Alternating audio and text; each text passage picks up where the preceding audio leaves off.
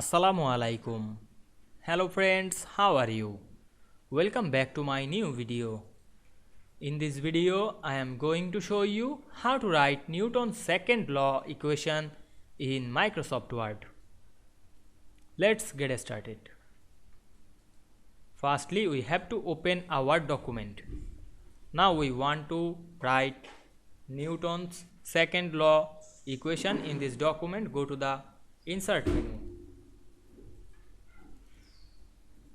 Then click the equation drop down menu and go to the more equation from office.com. Then find the Newton's second law equation.